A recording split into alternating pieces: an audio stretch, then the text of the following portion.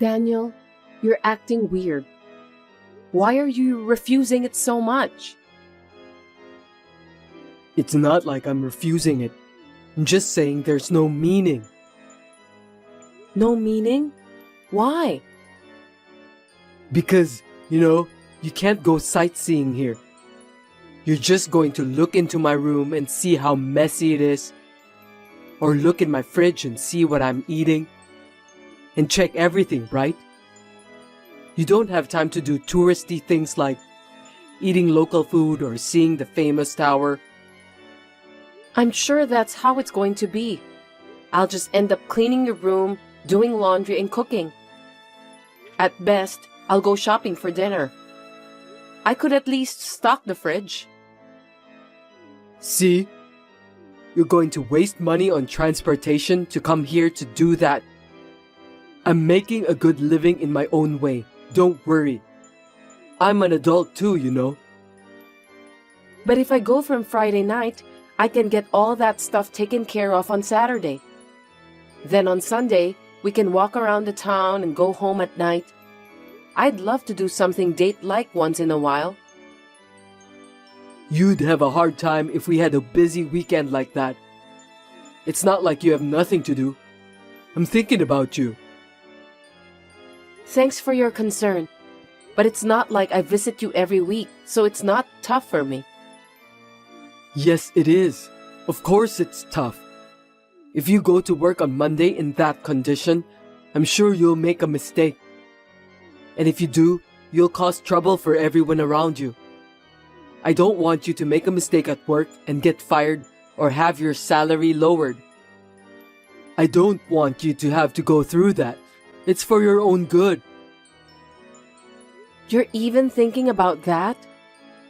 So, does that mean it's too hard for you to come over here? No, that's a different story. I deserve to have a hard time, and I'm relieved to be home. I can relax. And I get to do nothing on the weekends. I get to restore my energy. It's advantageous for me. It's not the same as when you come over here. Is that so? Something's weird. There's nothing strange about it. It's natural. There's a big difference between going back to our sweet home and being at a place where I'm working alone. This is a temporary home. But this home is a rent too. That's not what I'm saying. I'm not talking about renting or owning a house. It's our home, a place for both of us, a place to go home. But here is a temporary place, so I don't feel at home. I feel like I understand, but not really. Is that okay? Of course, it's fine. Anyway, you prefer to come back home, then I go visit you even if it costs money. That's what I mean. Besides, I heard from my colleague that if we work far from home and when we want to go back to our home, the transportation fee will be deductible as long as we file a tax return. So it's definitely a better deal, right? I didn't know that. Well then, it's better for you to come back. I mean, if you had said that from the beginning, I would have been convinced right away. Why have you been telling me all those weird logic or reason? I thought you knew too. It's not weird at all to me. Well, I don't know, but I get it. What's that? Which is it? I don't understand you. I don't know what you're thinking, but I understand that it's not strange to you. I don't understand completely, but if you insist, I won't ask you anymore. I'm glad you understand. This is definitely the best way.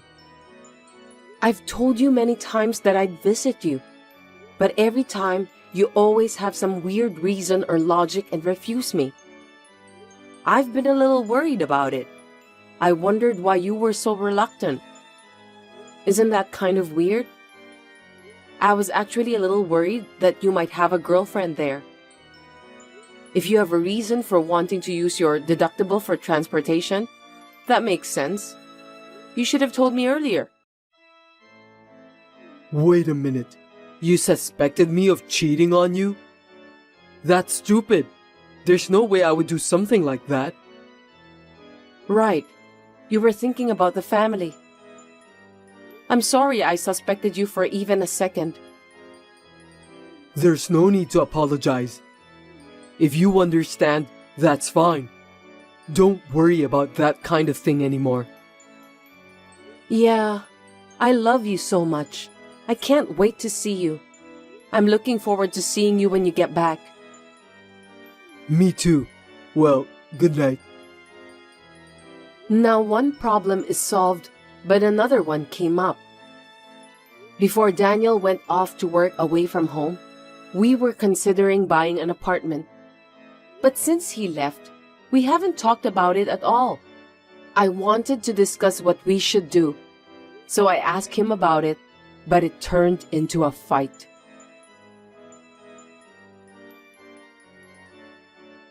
Daniel, do you have any idea which place you want to live? I'm asking this because I wanted to get ready to buy an apartment. I wanted to decide on our place to live. That's not something you should be asking me when I'm working away from home. Why do you always get so ahead of yourself? Why don't we look for a place together when I get back? But then, I'll have to wait for another year? Until you finish your work there? I'm not even allowed to talk about it? You could at least tell me where you want to live. I didn't say like that. This assignment was originally supposed to be for 3 years.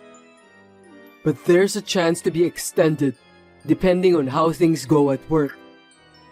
I can't decide to buy an apartment when I don't know what's going to happen. I'm worried too, you know.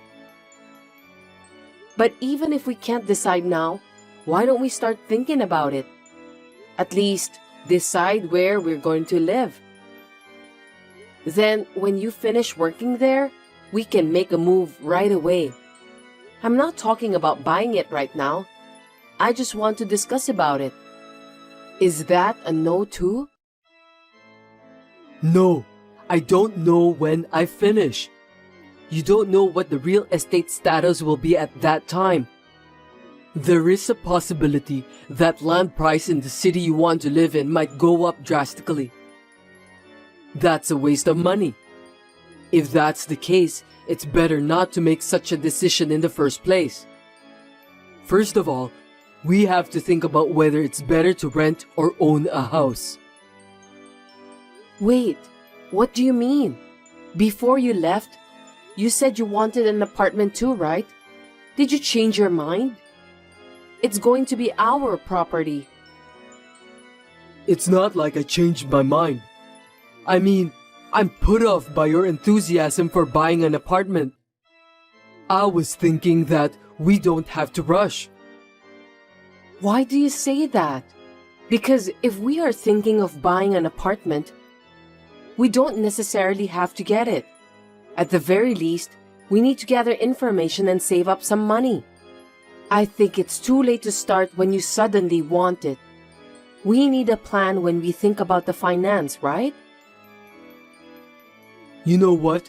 You're always so forward with your life planning, and I'm always being pushed around. That's what I don't like. I don't feel good, you know. What? I didn't mean it like that. Did I really push you around that much? You're always like that. You've been pushing me around like you're doing right now. You're always taking things in the direction you want them to go. That's selfish, isn't it? No, I'm not. I'm thinking about us. I always want to be happy together with you, Daniel. You didn't come along with me to this town. And you're trying to go ahead with your plan to buy an apartment just because you want one. Isn't that awful? Maybe you make more money than me. And you might think it's a stupid plan to quit your job and follow me. Then why don't you give something else up for me? How terrible! Is that how you thought? I don't know how to say, but I feel like you don't respect me. That's not true. But if you felt so, I must have done something wrong in the way I tell you or the way I talk to you. I'm sorry. You're not that enthusiastic about buying an apartment, right? I'm sorry for trying to force you to go through with it. Before I get into it or not, you're too forward. That's what I don't like about. It's not just about the apartment. You want to take over the conversation, right? You think I'm mad because of a childish reason like that? You've got to be kidding me. You think I'm stupid, don't you? No, I'm sorry. I don't understand why you're mad. Why is it? I didn't say anything difficult, did I? I'm saying you shouldn't proceed on your own. When you decide on something or do something, you have to hear my opinion and feelings before taking action. Why do I have to tell you? Understood. I'll do that from next time. After this message, he started to take over the conversation, and his male, chauvinistic comments began to stand out. I had a bad feeling about this because he had been so nice to me, but he suddenly changed. It was clearly someone else's effect, and if it had been a woman, I could see a trouble coming up. I was thinking about it all by myself, but it was a few months later that my bad premonition came true.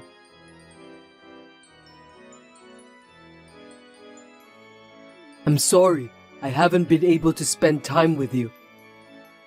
I'll be home early next Friday, so let's go eat out. The restaurant you mentioned the other day sounds good. Let's go there. Kate, what's wrong? Nothing. You just sent to the wrong person. What's going on? No, it's not what you think. Don't get it wrong. She's my colleague at work, Kate. We were planning to go out for dinner since it was a tough week. There's nothing personal. Will you understand? But last time, you said that your colleague are all men. It's different from what you said. Besides, would you say, I can be home early when you ask a woman out to dinner? You know, you only notice what I don't want you to notice. Stop using your annoying skills. I told you not to worry. You were cheating on me. That's why you didn't want me there. So that's what was happening. Now it all makes sense. Yeah, you're right. Bingo. I was cheating on you. I'm working my ass off too. Is there a problem? Unlike you, Kate is a super nice girl who stands up for me. She's not selfish. She puts me first in everything she does. She listens to me when I tell her how hard I'm working. Unlike you, she's not condescending. She cooks and takes care of the house. When have I ever been condescending? I never say something like that. I mean, when did I say? I can tell by your attitude. The attitude. I work too, but I'm doing all this housework-ish attitude. You should notice that. That's not true. It's not right for you to say that. When I came home tired, I often didn't cook, did I? Remember when I said, sorry, I bought some food today? I never did something condescending, did I? Really? Well, I felt so. You were giving me a bad vibe. Maybe that girl Kate told you something about me. She kept telling you bad things about working wives and you believed her. You're so naive. You've got to be kidding me. Kate is not that kind of woman. She works to support her sick parents and earn money for her brother's tuition. There aren't any girls like that nowadays. Daniel, do you believe that? Of course I do. And like you, she doesn't work just for herself. She's a good girl, isn't she? I'm not just working for me. I'm working for both of us. I don't know if I can believe that. You can't believe me, but you can believe this girl? I think it's very suspicious. But I did my best to save up the down payment for our future apartment. You didn't put any money in our shared savings account, though. I never once urged you to save money either, did I? I have put in at least $2,000 in savings. Are you making fun of me? That's enough. I can't talk to you. I hate your attitude, so it's only natural that I cheat on you. We're getting divorced. I'll take half of your property, $150,000. Understood? Give me a break. The next week, I received a response regarding the divorce, so I turned it in. It all happened so suddenly. I didn't really feel the end, but being mentioned by my parents and friends, I could finally feel the sadness and loss. I moved out of my room and went to live near my work. One day, I received a message from Daniel.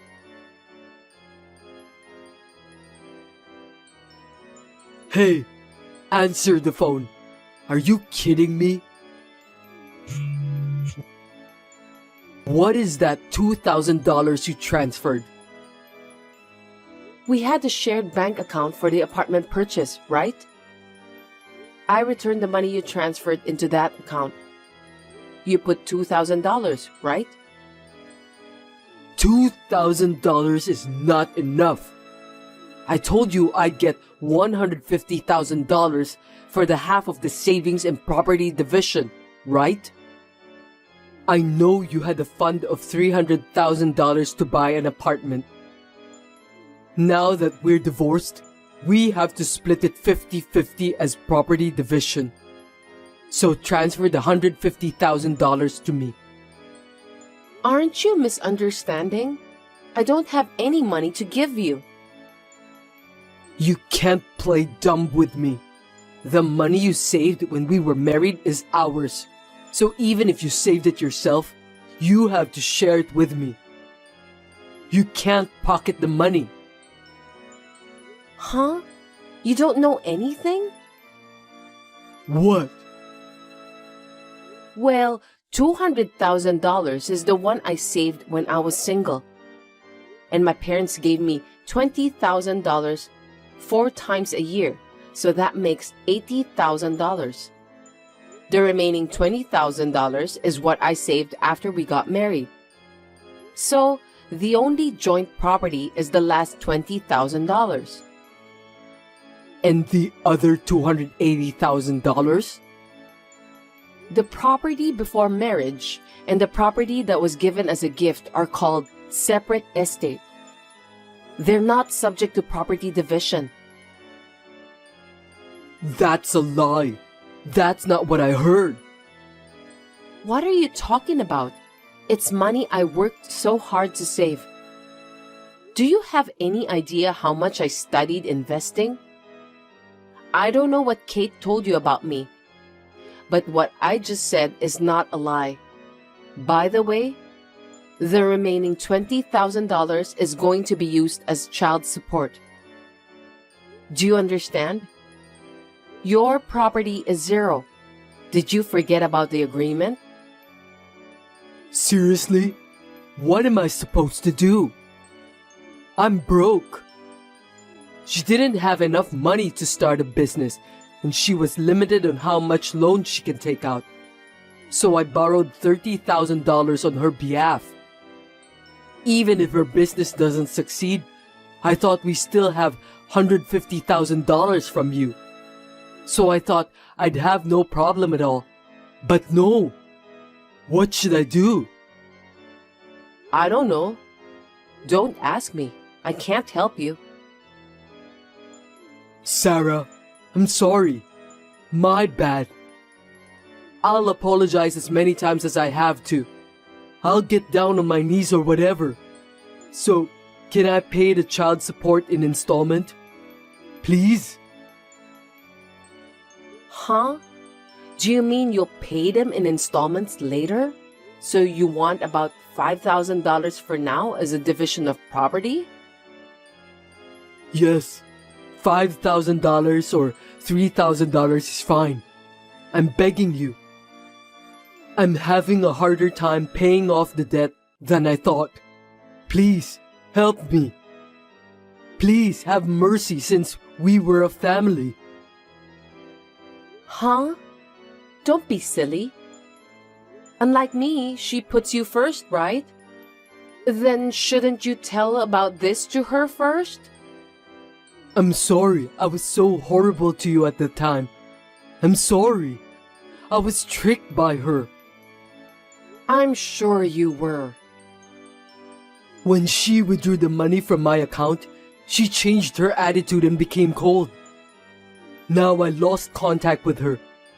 I was an idiot. I'm sorry. No matter how much you apologize, there's no way I can feel sorry for you. You deserve it. You said you couldn't trust me. Why should I do favors for someone who says things like that? I'm not that kind. You desired to take control and made the decision you wanted to make. You'll have to take the responsibility for your own actions until the end. Well then, bye.